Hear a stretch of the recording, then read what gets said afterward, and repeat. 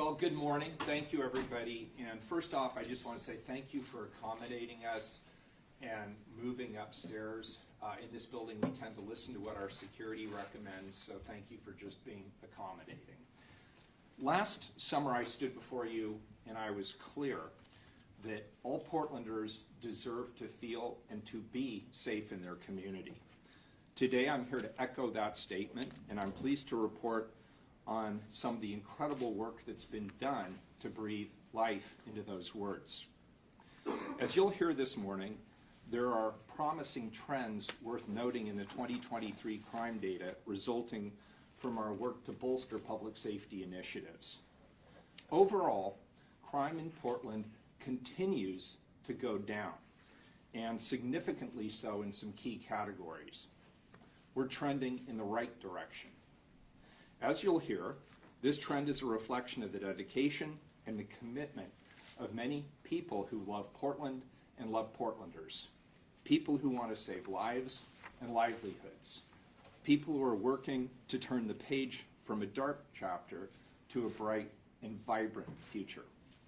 They deserve that acknowledgement and support from all of us for the hard work that they have done and the successes that they've achieved thus far.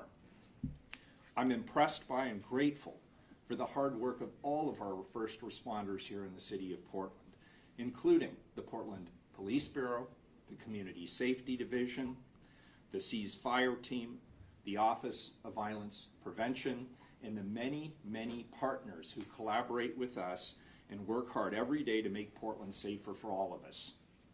While our work is not done, it's important to make clear that my resolve to keep this trend moving in the right direction is stronger than ever.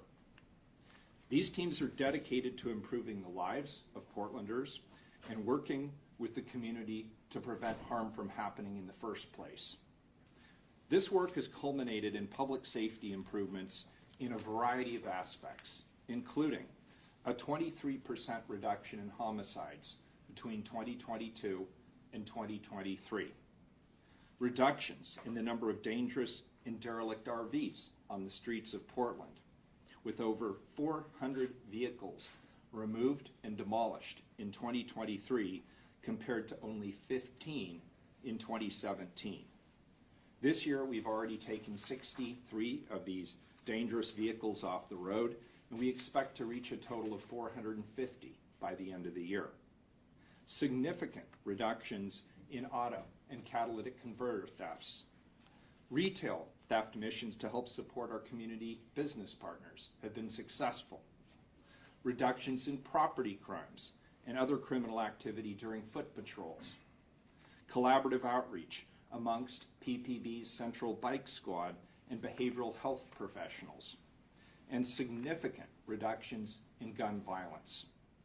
And although it's not directly related to public safety, it's also worth noting that the city's first temporary alternative shelter site has now transitioned nearly 100 individuals off the street and into permanent housing just since October. I'm going to turn this over to Chief Day in just a moment to speak in more detail about the Police Bureau's specific efforts and these positive public safety trends.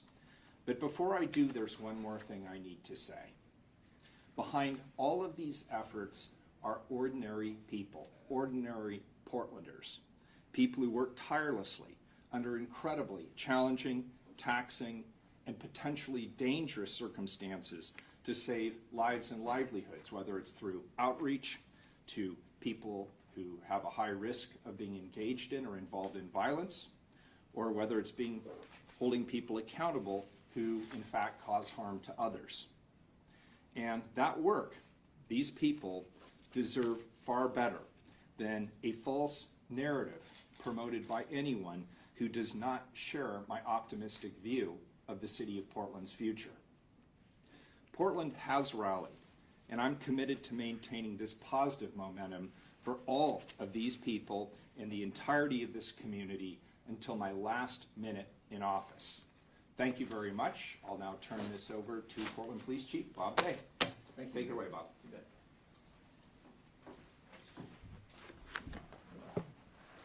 Thank you, Mayor. So famed automaker Henry Ford once said that coming together is a beginning, staying together is a progress, working together is success. And I'm not here to suggest that our numbers and statistics reflect success, but we are moving in the right direction, particularly in the area of crime.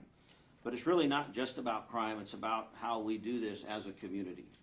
I outlined last week for the Bureau my goals for 2024 around community, which means really transforming the dynamic between the Portland Police Bureau and the people that we serve, as well as an emphasis on crime and the reduction of fear of crime, and also around our organizational wellness and continued development of our personnel within the Police Bureau.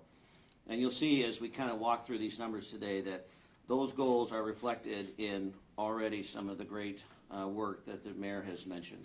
I just want to continue to emphasize, as he did, this has been a collaborative process.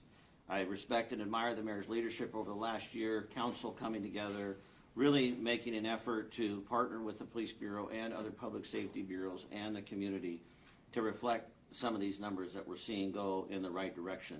Mike Meyer's leadership at the Community Safety Division, the Ceasefire Program, Office of Violence Prevention, and of course our community-based organizations. This is not about PPB. This is really exciting for me to be able to say that this is a large-scale collaborative effort that we're doing in partnership with many different organizations and community members. I also want to recognize when we talk about reduction in crime that there still is a real-world impact on those that were harmed in 2023. So as the mayor mentioned, homicides being down in the double digits in terms of percentages is a great accomplishment. But there's still over 70 people that lost their lives to homicidal violence last year. And I don't ever want to lose sight of that.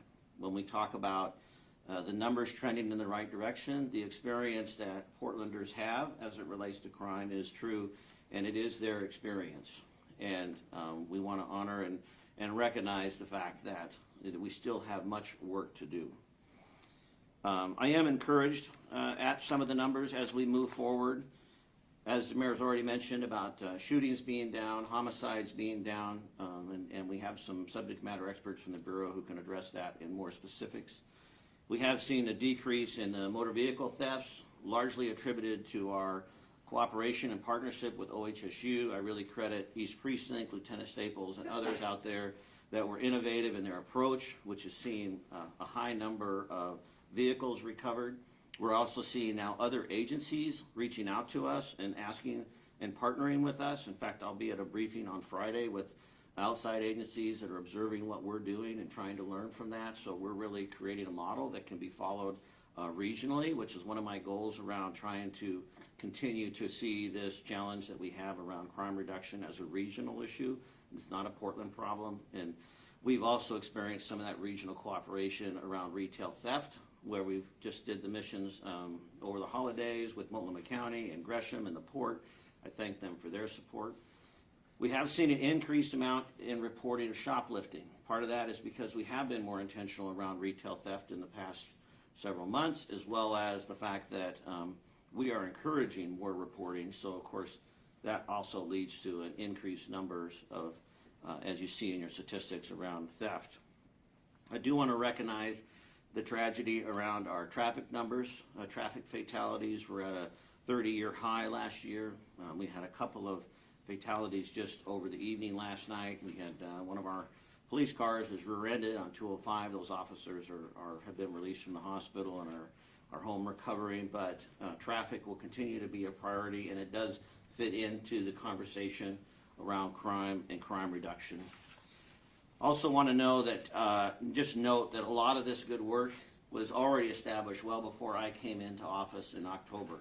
I want to just really recognize PPB Command, Chief Lavelle and his leadership, and the efforts that were already in place in conjunction with the mayor and the mayor's office prior to me stepping in. I am proud of the work that we did around the walking beats and the period of time that we spent downtown over that 45 days or so. Some of the numbers around that indicate also a decline in reported crime and calls for service in the areas where we were walking and being visible. They're small numbers, so we can do a lot with data, but Still, it's worth noting that that pilot project did demonstrate some positive results around numbers, but more importantly, it demonstrated positive results between police and community. I went out on 3 different occasions, had some great conversations with folks. We logged over 200 Portland Police personnel participated. We did over 300 walking beats at 875 hours, give or take, and had over 5,000 community engagements during that time period. And the feedback, not only from the mayor and from others that we heard in the community, but even organizationally, the experience for the police officers to be able to work and be a part of the community in such a positive way. And the mayor's already highlighted some of the other areas we've had success and we'll continue to build upon. Central Bike Squad, our partnership with OSP. In conjunction with OSP and other agencies, we're looking at some traffic issues, as I mentioned, to try and combat fatalities. So have we arrived? No. And this is not a victory lap. This is not something to celebrate, but it is something to recognize. And I really appreciate the mayor's comments and passion around that. It's about the many hardworking folks in our community, in our public safety bureaus, and other city agencies that have really come together and demonstrated a commitment to this. So you have some statistics we can kind of jump into a little bit later, and we have some people from the police bureau that can maybe talk more about some of those other issues. But I want to turn it over to Mike Myers real quick. Thanks, Mike. Thanks, Chief. Thank you, Chief Day. Mayor, thanks for having me here today. I appreciate it.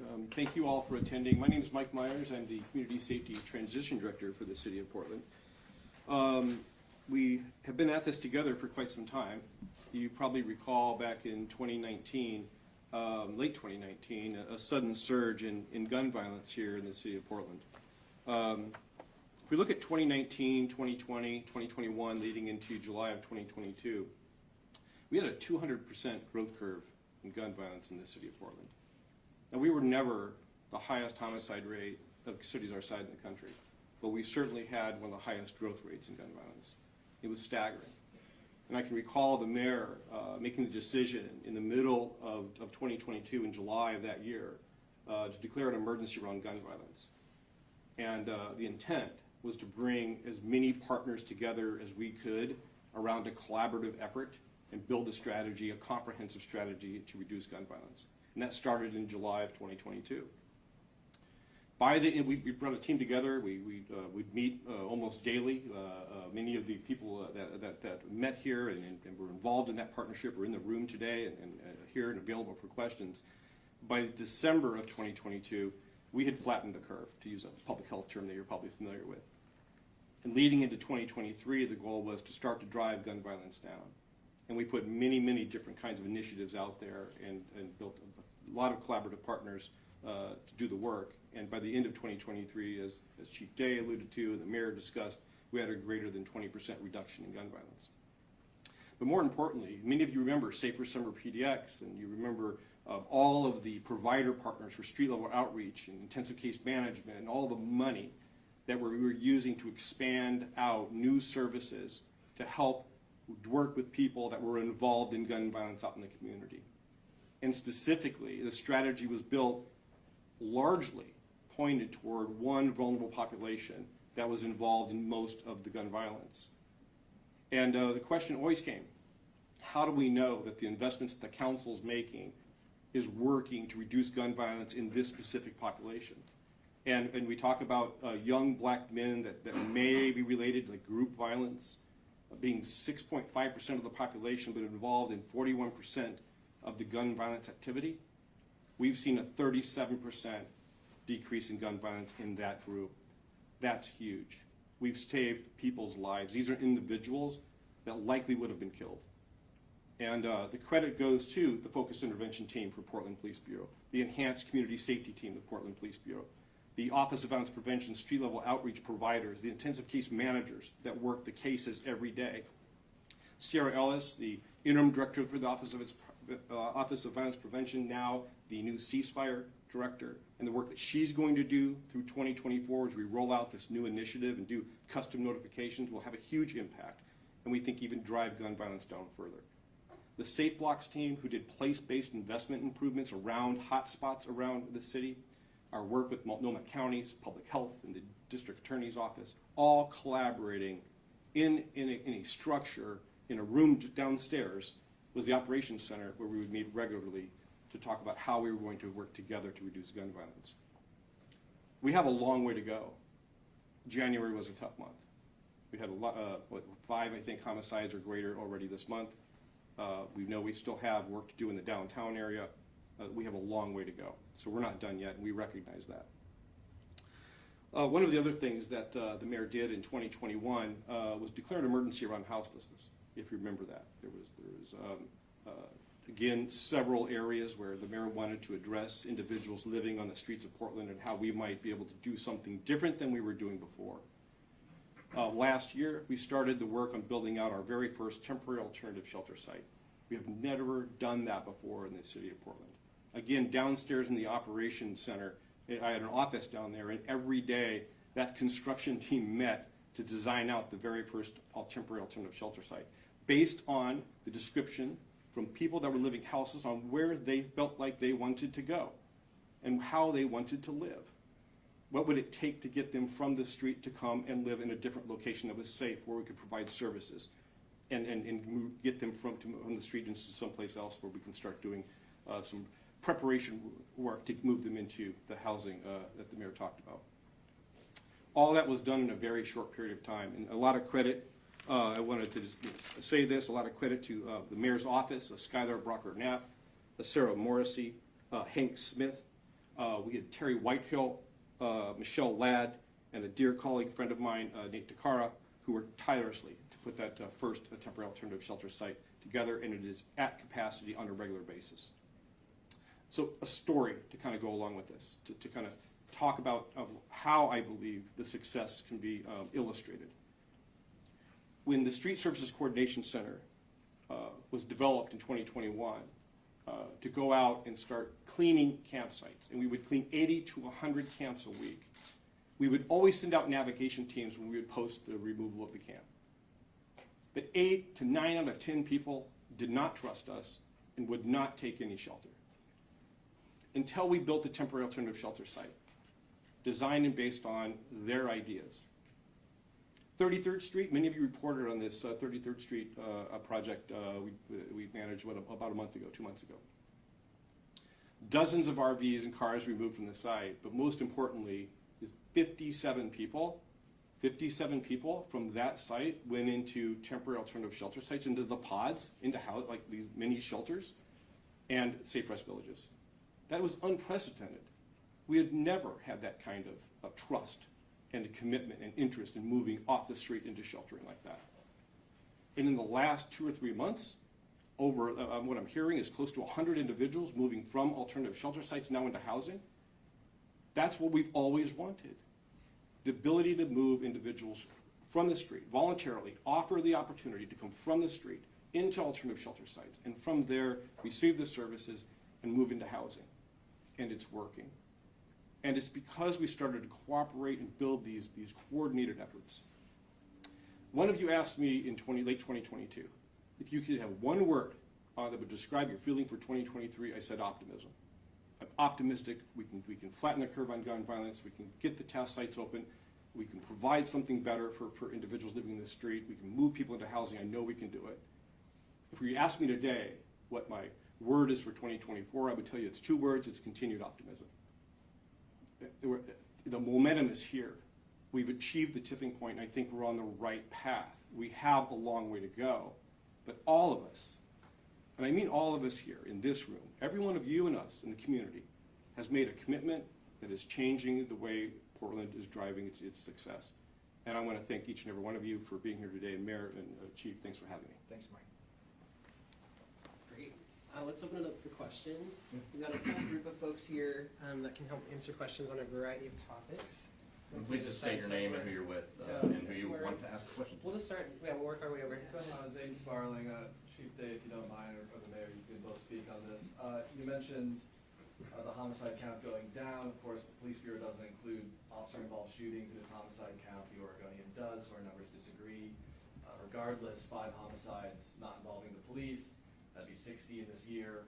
That would be well above pre-pandemic levels. If you get up to 7, that's 80 homicides in a year if the trend continues. So is there really call for optimism if we're looking for another year that's going to be fairly deadly and certainly far more deadly than Portland was just back in 2015?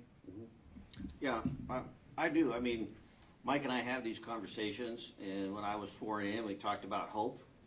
And to me, you know, hope is active. Hope is moving forward. And what you just hear outlined today is a message of hopefulness. The reality is the challenges are still significant. And so we are going to have to just keep our foot on the gas in terms of this effort. You know, the first thing I do in the morning, literally, when I put my feet on the floor, is look at my phone and look at the events of the night before. That's the very first thing I do when I start my day. Before I even get out of bed, I sit there and read my emails because I'm updated on the events of the night before. This is a high priority for all of us, and I appreciate the mayor's passion around, you know, all the way through the remainder of 2024. So, yes, it's not lost on me that we've had these events this month, and Mike already mentioned them. But we have a blueprint we're developing, and we've had some success. We've had some impact on those numbers. You know, we got a long ways to go, but I continue to remain hopeful that we're on the right path. Mayor, it's a rainy January day. Most of the downtown office workers are still in their jammies at home on Zoom while we're here. So are you feeling optimism about the city as well? I am, and I also want to address the question you asked the chief. We are fundamentally positioned differently today than we were in 2015. In 2015, we didn't have the Street Services Coordination Center to help get people off the street, unifying all of our first responders. We did not have the enhanced community safety team, which these guys support and work on to follow up on gun homicides with intense investigative capacity. We didn't have the focused intervention team, which provides prevention and intervention services around gun violence. We didn't have the Office of Violence Prevention anywhere near the capacity it currently has. We did not have the ceasefire model. We didn't have the credible community interveners to the degree that we have today, people who can speak with authority to people who are engaged in or victimized by gun violence. We didn't have nearly the number of community partners that we have in place today. So my optimism stems from the fact that we know what we need to do at the local level. We have allocated the resources to make it happen. And as the chief said, and as I indicated in my opening remarks, we're starting to see the trends moving in the right direction. That's what gives me hope, is that we're doing what we need to do at the local level to make this work. There are also some macro trends that we don't control. We obviously know that nationally there are economic issues, economic dislocation. We know that we have a massive influx of damaging drugs coming into our community. And also I would note that while some of the affiliated gun violence gets the lion's share of attention, and it probably should, a lot of that gun violence and many of the homicides are actually within the homeless community. And so the work that we're doing around street services coordination, the work we're doing around TAS, the work we're doing with Urban Alchemy around community outreach to try and connect people with services, I think that will also start to show good results in getting people into a better set of circumstances than what they're currently experiencing. So that's what gives me optimism. But as everybody has said, we're not sitting here popping champagne corks. We know we've got a lot of work to do. But what I want the community to know is we have responded, we've taken affirmative steps, we're working with many people in the community who have nothing to do with government, who care deeply about this issue, in the faith community, the nonprofit sector, individual community leaders, even individuals who have been previously gang involved who want the next generation to have a better set of circumstances than what they experienced. We're all pulling in the same direction at the same time. That's what gives me optimism. And I totally forgot your second question, which was what?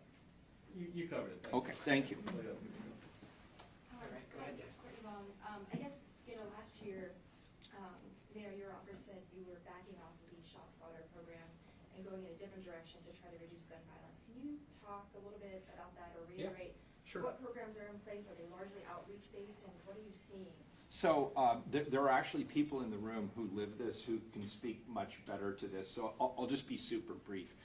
Our decision around ShotSpotter wasn't because we thought the model wasn't a valid model. It was about resource allocation.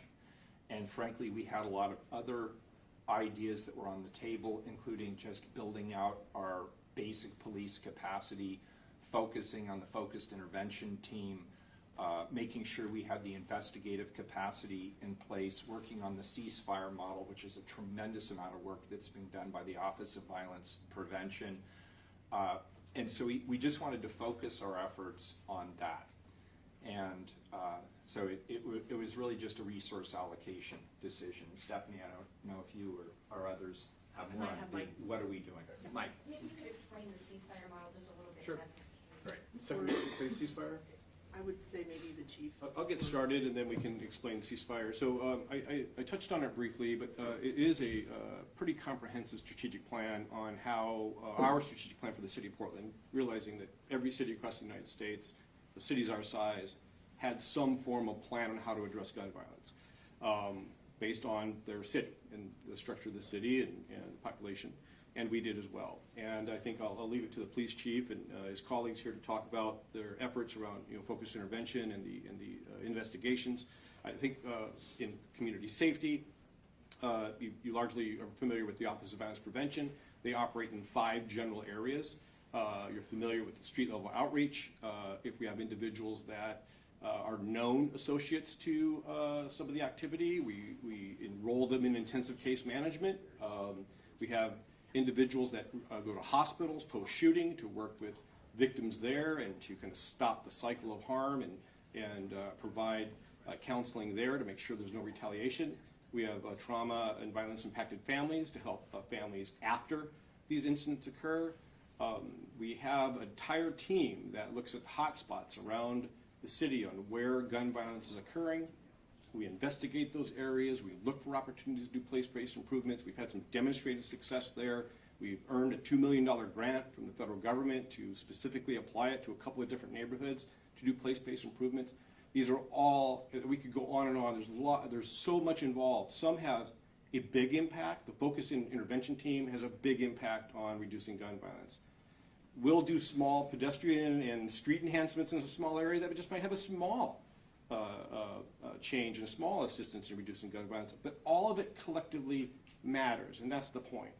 It's a comprehensive, collective approach to reducing gun violence, and that's what I think the common theme of the message is here today.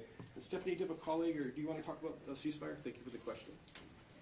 Yeah, I can say just at a high level, ceasefire, I'm sorry, Stephanie Howard, I'm the Mayor's Director of Community Safety.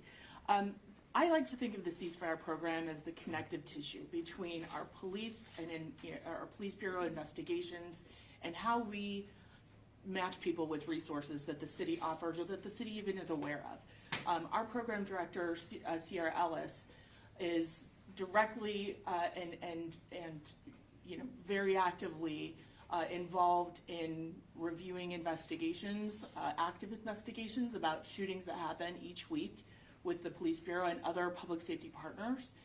Through those conversations, they are able to identify people who are at high risk of becoming either victimized or perpetrating gun violence. And what Sierra's role, in part, is to take that information, to take those folks, and then connect and coordinate with our Office of Violence Prevention to identify how are we going to make outreach to these people, what's going to be the best way to have a respectful and direct conversation with them so that we have the best chance of success in getting them the resources they need to change their behavior. So that's the ceasefire program. It lives sort of in between OVP and the PPB. All right, go ahead, Blair. Yeah, this one's for Mayor Wheeler. You talk of an overall reduction in crime. Does that include a reduction in Measure 110 violations? I'll turn that over to the subject matter experts. I don't know, I don't have that right in front of me. Mike? I'm not asking you to come up with it right now. I'm just saying I gotta defer to Mike on that in terms of specifics. So I don't have the 110 numbers in front of me, so maybe what are you looking for? Probably not, right? Yeah. Measure 110 is a huge issue. Right. So is that something you can speak to? It doesn't seem like that is reducing anytime soon. Oh, I see. Well, Yeah, those are difficult numbers to measure. I would say that we are seeing, at least the feedback I'm getting both from the organization, the bike patrol people that are interdicting this work downtown, as well as conversations with businesses downtown, that, we are seeing some movement in that, in terms of just, it may be displacement, I don't know, I can't get too far over my skis here, but we are seeing that we are having an impact with, even on the citation level, because by engaging with, I think we've written several hundred citations this past year. That began to engage us in conversation with people, because we're now issuing them a citation, purpose citation. We can have, do some search, do some identifying of them, et cetera, et cetera. So, the legislature's taken a hard look at this. We're having a lot of conversations with the senators and representatives. So there'll be a lot more to come, I think, probably in the next 45, 60 days. But it's not something that has been easy to quantify in that regard because of some of the limitations around 110. But it's still one of the major issues your officers are seeing. Oh, yeah, the fentanyl crisis is no secret. It's a huge issue, so we're continuing to be challenged by that. But I'm encouraged, if you notice, we're doing, once again, it's a collaborative effort. We're doing more stuff with outreach workers, partnering with people. But, yeah, it continues to be a challenge for sure. Okay, can I still ask a question to Mayor Wheeler? You talked of reducing dangerous RVs. Do people live in those RVs? And you yourself have said removing people's camps doesn't work. So it depends on the circumstances. If that camp happens to be an active meth lab, as some of these are, I say get rid of it as quickly as possible, and it has to be remediated. Part of the problem here is for the ones that we are removing, a lot of them are burned out hulks. Many of them do not meet even the most basic environmental standards. Some of them are used for illicit activity, including drug distribution, drug manufacturing, and prostitution. And so we focus on those that are the most dangerous. If there are people living in them, we always provide outreach opportunities. And I think Mike had illustrated some of the lead work we do before we go in and tow these RVs. But the ones that we are actually towing, a lot of them are extremely problematic. Many of them are hazmat sites, and they have to be disposed of properly. Connor, you want to get? Yeah, a question for the chief. How's resources looking this year when it comes to staffing? And also, will there be enough staffing to possibly continue those walking beats in downtown during high traffic times like spring break or summer break? Well, we got more people we know what to do with, so don't print that, please don't print that. No, I'd like to talk about resources is time, money, and people, right? That's when I use the term resource management, we're talking about time, money, and people. I'm greatly encouraged, once again, by the mayor and council support around hiring. We had a high level of interest last year, and we're seeing continued interest in applicants. The state has moved quickly down to DPSST to enhance their capacity to take in more recruits, so that's really beneficial. Swore in a brand new officer a week ago, even in the snow and ice, so we're not letting the elements prevent us from bringing people on board. With that being said, we're still in a time of transition. We have a high number of people eligible to retire this year, and that's just sort of the nature of the cycle. But I'm committed to seeing our organization really as one bureau. And so that's why I mentioned with the Walking Beach, we had over 200 members of the police bureau from my position on down participate. And, we're going to continue to have those conversations. How do we maximize the entire police bureau? I was out at East Precinct afternoons recently, and I said, hey, I know that you folks see yourself as East Precinct afternoon shift, and I need them to take that ownership for that part of the city, that part of the community, for their role and responsibility. But when I look at the organization from me on down, I see about 790 sworn people right now. That's several hundred short of where I want to be, but that's the number we have. And I see a couple, 300 professional staff that are critical to our success.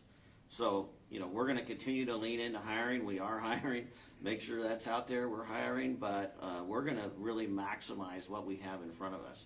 As it relates to Walking Beats, excuse me, and other initiatives, yes, I'm very confident and hopeful that we're going to be able to do that, continue those. I've already been projecting into the spring, thinking about other parts of the city. I could see St. John's, Kenton, you get out on the east side, Park Rose, Division, Mississippi, Albina, there's so many places and the feedback has been so beneficial, both internally and externally. it was funny, one of the cops said to one of the chiefs recently, did you think that the chief knew that this would be so enjoyable for the police as well as for the community, that, you know, it became something that people wanted to do and be a part of because of that opportunity to have that interaction in a different way. And I absolutely want to build on that and anticipate being able to do that come this spring. All right, let's quickly, we have to get the mayor to council and the chief has a meeting, so let's go to Alex and we'll go to this side of the room. Very We're quick gonna wrap it up. question. I'm curious if there are any factors outside of police work that you see contributing to a drop in crime. Well, context is everything. I mean, that's a great question. You know, I don't know. I'll have to get back to you on that. I mean, that's a really good question. I would not, as we said, I certainly would not say this is all, you know, success based on the shoulders of the police bureau. So, you know, if there is other factors, it might be, and this is a little bit before my time, but both the leadership and the mayor of Mike around bringing folks together in a different way than we were in, say, 21 or 22. I'm speculating, but just based on that. You know, I have conversations with chiefs and sheriffs around the country, and there does seem to be, you know, maybe a more cohesive recognition by communities, not just in Portland, but other places, that, you know, we have to take a different approach to really make sure that our cities are safe and enjoyable places for people to live. But that's a great question. I'll think about it a little bit. You want to take a stab at that? So I don't know if all of you know, I've been your fire chief here in the city of Portland originally. And I used to tell the mayor all the time that vibrant cities don't burn and vibrant neighborhoods don't burn. And I have a different role now in community safety. And, you know, vibrant neighborhoods are safe neighborhoods. It's really about looking at hot spots where things are occurring for us, non-policing wise, and understanding what's driving issues there.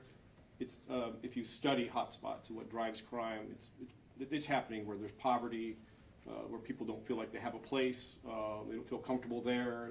It's hard to earn wages there. They may be blighted.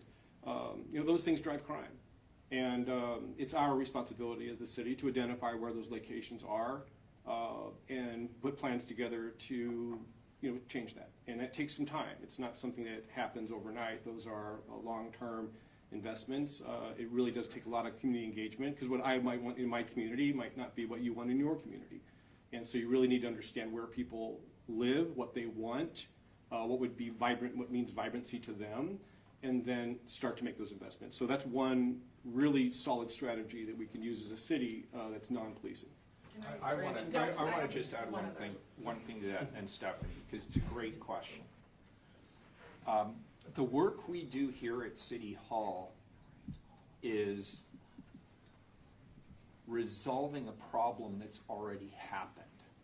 By the time we send out the police bureau, they are reacting to some other systematic failure in our society. And I've spent a lot of time thinking about this, and I have no monopoly on the truth. I have no idea whether I'm right or whether I'm completely wrong. But education, opportunity, family support, and as Mike just said, where do you go? There, community support, neighborhood level support. If those things were all, and I would add healthcare, by the way, to this. If all of those things were working really, really well in America, I don't think we'd see the uniquely horrible gun violence situation that we have in America. And of course, we could talk about the easy access to firearms, but it's hard to put that aside at this moment. It's really these other issues. Once somebody takes up a gun and decides, I'm going to end somebody else's life, somebody who I don't even know who they are, there have been a series of failures already. And so I hope that the work that we're doing at the municipal level is combined with the good healthcare work that gets done at the county level, that is combined with the resourcing and financing support that the legislature can bring from the federal government, combined with ideally a functional federal government that starts to take care of the people of this country in a way that reduces all these problems that are sequentially falling to the street level in cities all across America. That's my view today. I may change my mind 6 months from now. I'm sorry, can I just say one more thing? Alex, if I understand your question, you're asking what are we doing besides a police first approach, and has that anything to do with the crime reduction that we're seeing. Yeah, Mike Myers just outlined all of the many things we're doing through OVP with outreach, with ceasefire may work with police, but how they deploy resources doesn't always work with police. Our subTED programs through Safe Blocks, that is to make the environment safer, and we do note that that has a correlation to reductions in crime. So I don't want anyone to leave with the impression that we're not doing all of those things at the same time. All right, really quick, we'll do Coin and we'll do Fox, then we're done.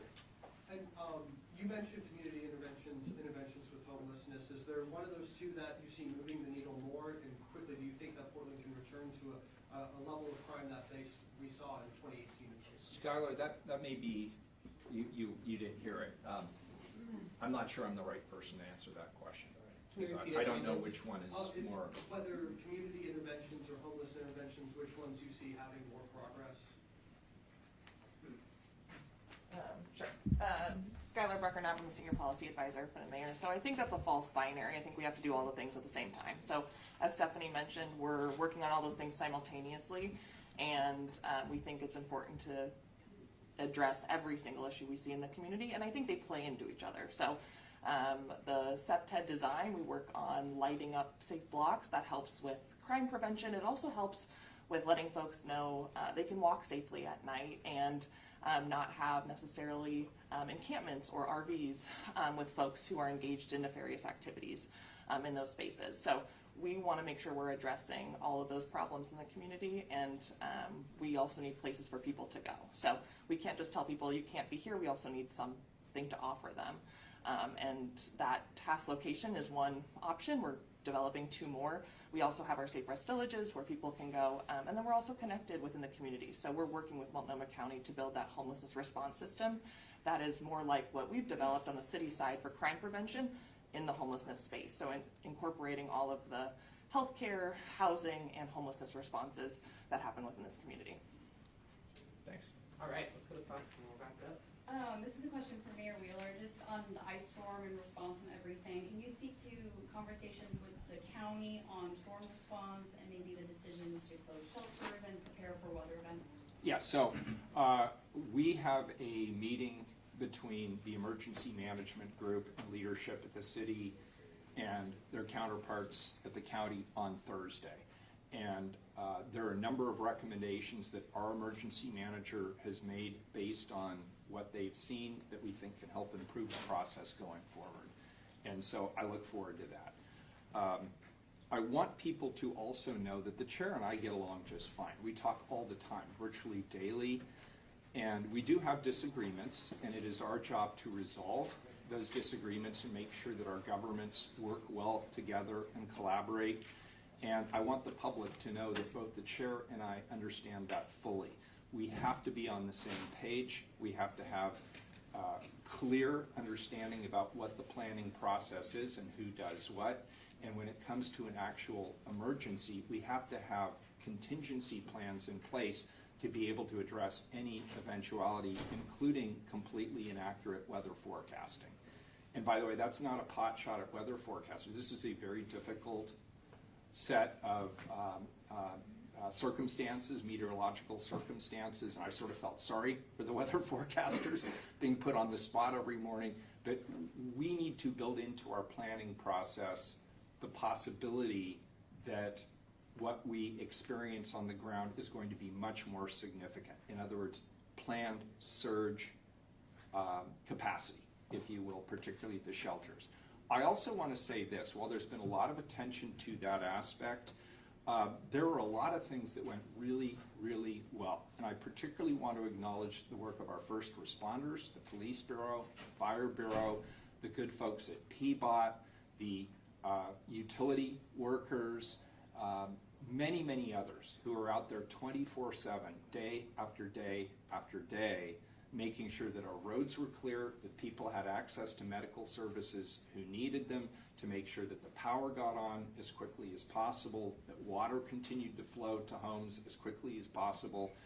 And they did a really, really good job. And so I hope the bigger picture is remembered here, that again, ordinary people who have ordinary jobs went out there while the rest of us were huddled around our candles, and they were there all night working to recover this community as quickly as possible. And I really appreciate them. And I did not hesitate to say when I ran into one of them on the streets, I would thank them personally for their hard work, because they sacrificed a lot in the last week, and they deserve credit for the work they did. Thank you. Appreciate it. Thank you. Thank you, guys. Appreciate it, Councilman.